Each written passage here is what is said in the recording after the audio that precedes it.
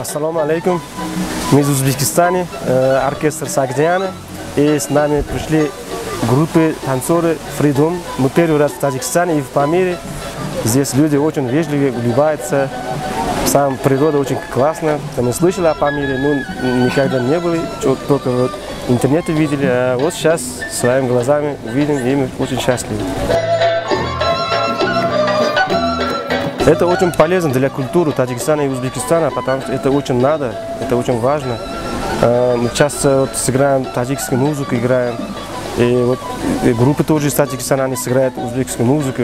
Я думаю, это очень надо, и надо продолжаться крепко, держать этого фестиваля. У нас общие вот похожи, во-первых, инструменты, сам народный инструмент. У нас вот най, дойра, рубок. Здесь они тоже играют, мы тоже играем. И одежда тоже у нас есть похожие элементы. И блюда тоже очень-очень похожи. Культура у нас вообще-то очень похожа, почти одинаковая. На сцене ансамбль Сагдиана и танцевальная группа Freedom.